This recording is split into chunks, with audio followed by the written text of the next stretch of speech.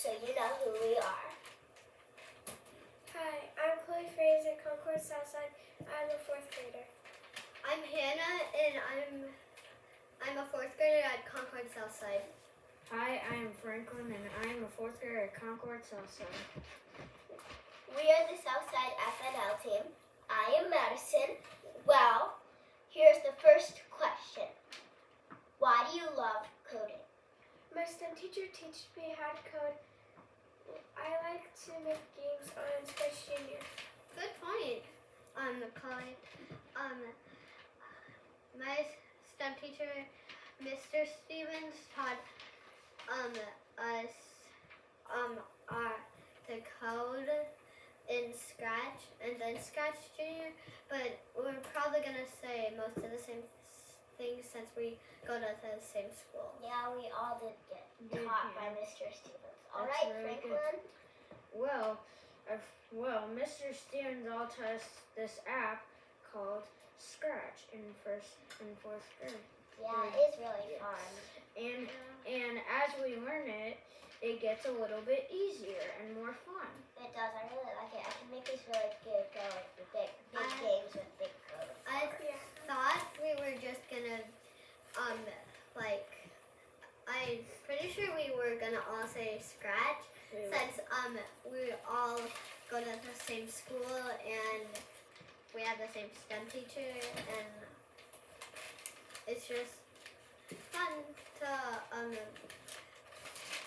anyway, it's just fun to have Scratch to play with. All right.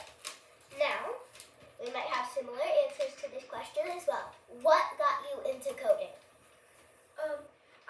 I got into coding because when I was little with my older brother, he used to like to make robots when he was younger with my dad, and it seemed fun to him, so he taught me how to do it. So that's why I like coding. I like coding. It's super fun. Like we're gonna say, it's just super fun and exciting. And if you make mistakes, you can redo it. That is true. It's not like you have to save it and that's it, and it's gonna be there forever. But you can edit it and change it. But and remix. you need to make sure you're logged in to it, and it's sometimes complicated. Because I don't know much, but it's still super fun for me. But it does get easier as you go. Yeah. So don't get up. Don't give up. Yeah. That's really Definitely do not give up. Because if you give up, and we have to do this anyway for our grade for STEM, so it's just really fun. If you do give up, that kind of ruins everything. You can always, if you do accidentally give up because you're like, oh, it's too hard, I give up. You can always try again later when you're not so frustrated. Just take a deep breath, breathe in, find ways to calm yourself, and then get back to it. All right, Franklin. Well, I love how everybody can learn coding because it's not just it's not a thing that just one person can learn it. Everybody can learn it if they want to. Yeah, good point.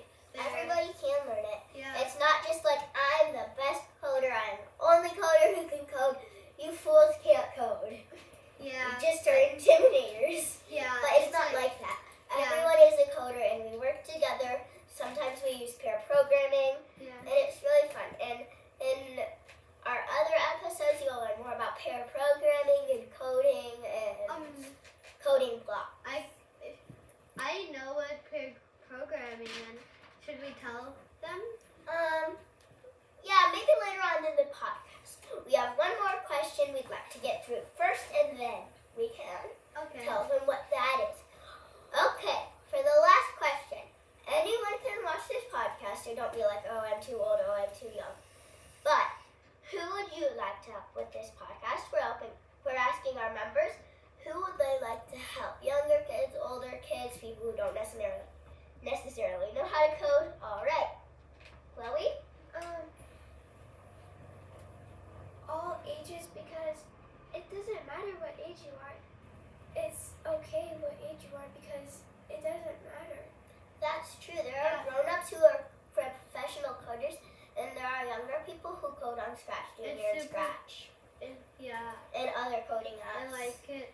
Do you want me to go? Sure. Are you done, Chloe? Okay, go ahead. So, I want to help younger people for like kindergarteners because they don't know, they might get frustrated and they might be say to Mr. Stevens.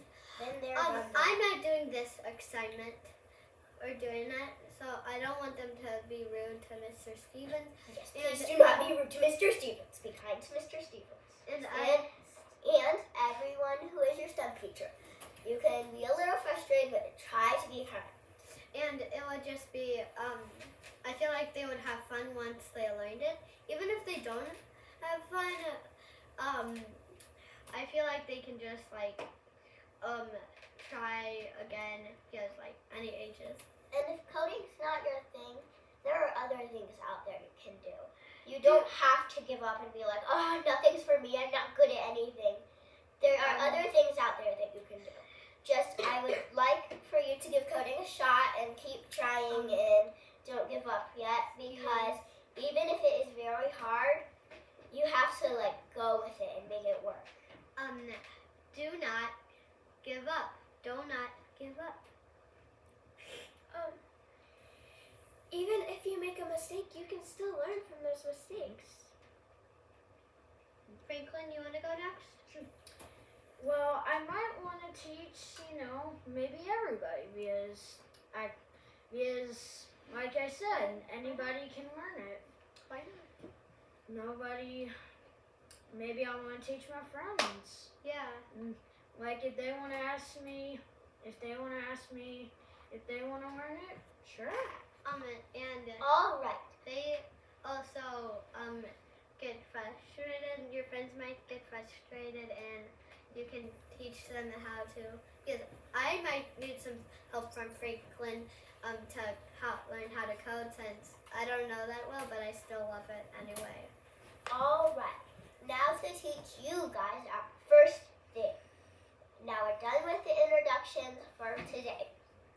Now, we would like to teach you about pair programming. Chloe, how did you learn about pair programming? Like, if you know what it is, how did you get to know what pair programming is? Can I tell them You can go. what it means before they say it? We should let everyone have a turn saying how they got into pair programming first, so that you can be like, oh, I might want to try that. Okay, and then I'll be like, okay, now let's learn about pair programming. Chloe, how did you learn about pair programming? Mr. Stevens, our STEM teacher, he taught us how to pair programming when we were in, I think, 2nd grade or 3rd grade. Can I tell them on my turn? Okay, you can tell them how you got started in pair programming now, Hannah. Mr. Stevens is just like he told us what it is, because I forgot about it, but pair programming, and she told me, so I really want to share it. Can I share it after everyone's done? Yes. Okay. Your turn, Franklin? Franklin? So, Mr. Stevens taught us all about pair programming. It was a fun thing. It was really fun. Lots of stuff.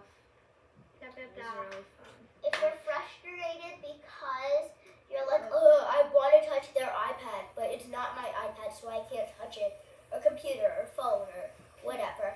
But don't give up. Just keep doing it and be like, okay, it's my fault. I didn't charge my iPad, or whatever you're doing pair programming. Now, Hannah will tell us what pair programming is. Pair programming is when someone forgot to charge their iPad or like a device they use at Definitely. school. They're like, I need someone, and then There are other reasons too, like maybe your teacher just assigned it, or something.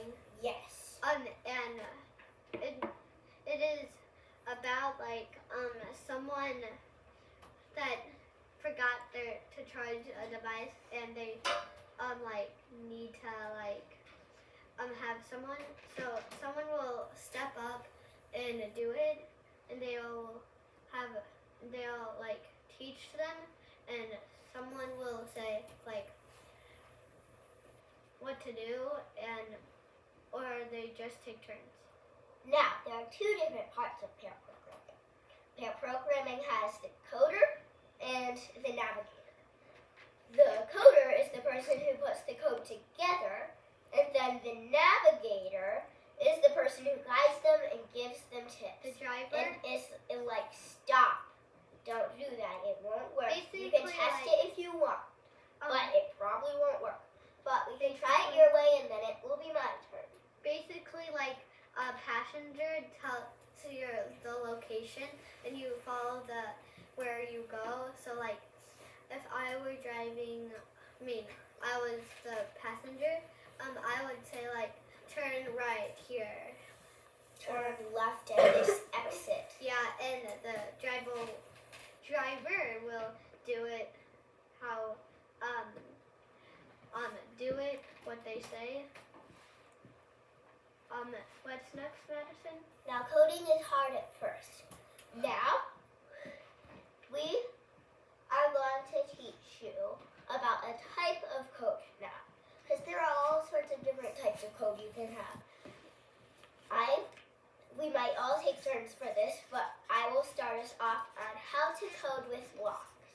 So block coding is a simple, fun way to code. You can just be like, oh, this is the moving block, drag that. This is the speed block. And this is the stop block. Ooh, I can add a sound. Let me add a sound.